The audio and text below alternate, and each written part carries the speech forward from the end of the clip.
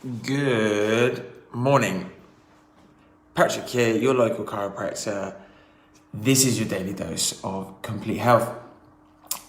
And I just wanted to cover something that I have a huge challenge with my clients. This is one of the big challenges that I have with clients. Now, with anybody that's been a client in our clinic, they will know that we will ask on our initial intake forms about what your exercise levels are like, what are your diet levels, how do you consider your diet? And interestingly enough, diet is one of the things that I feel people are most confused about in managing their health complaints. Diet is probably one of the biggest things. Now, it's really interesting when you get people to rate their diet. How do they see their diet and what would they rate their diet?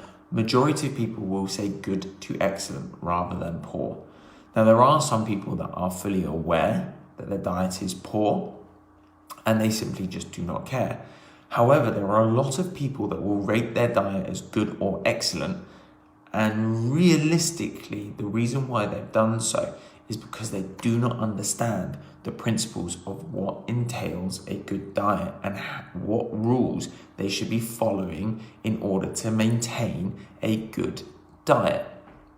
Now, with regards to foods, you must ask yourself some very simple questions in order to understand what you should and shouldn't be eating.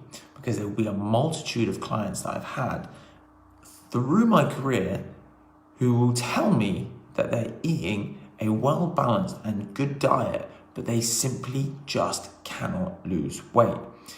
Now, interestingly enough, I've found if people follow some simple principles, unless they have a food intolerance, they will be able to control and manage their weight.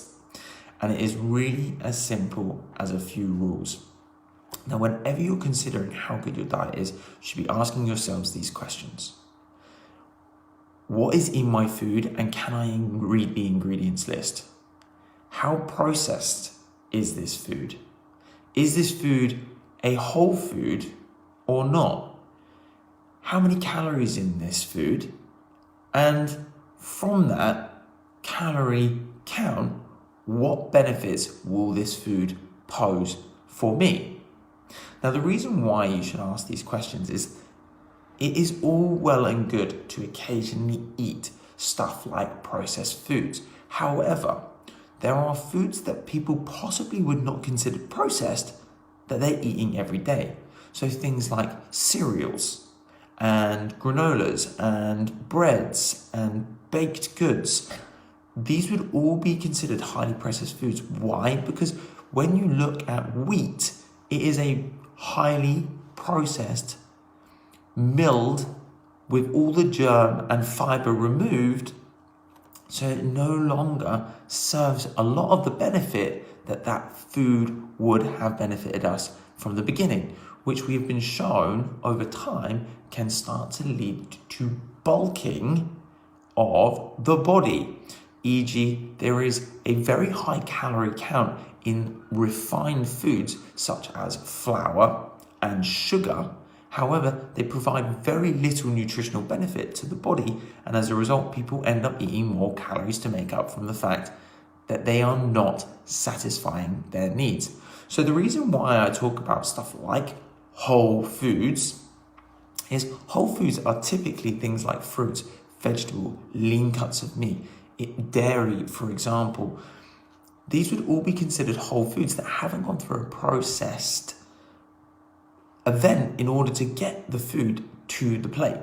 Now, interestingly, we will cook and peel and process as far as smoothies, etc. are concerned.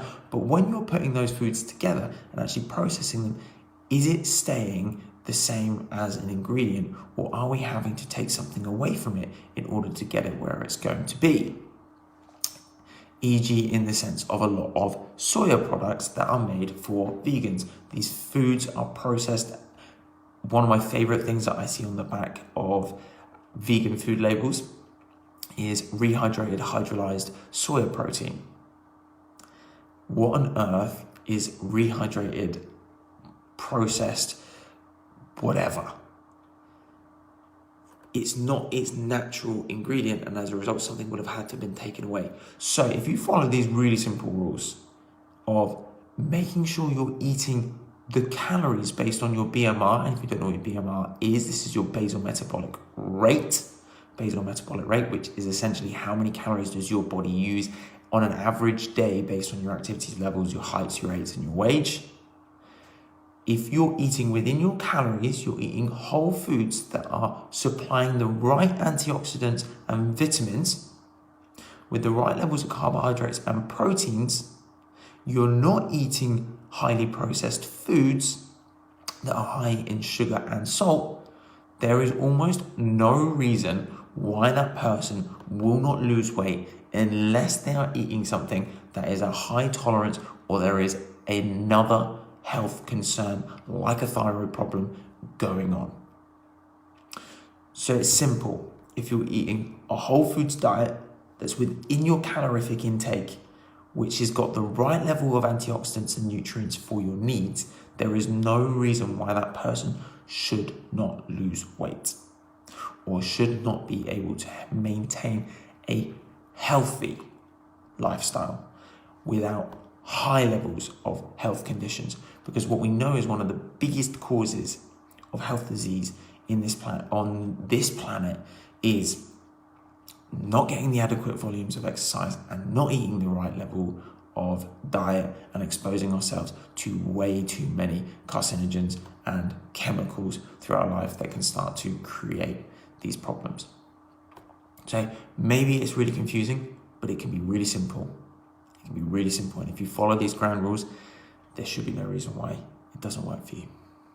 Patrick here from Complete Health. This is your daily dose. If you ever need any more advice, please don't be scared to get in touch and we'll try and get you on the right path. Take care for now. Speak to you soon.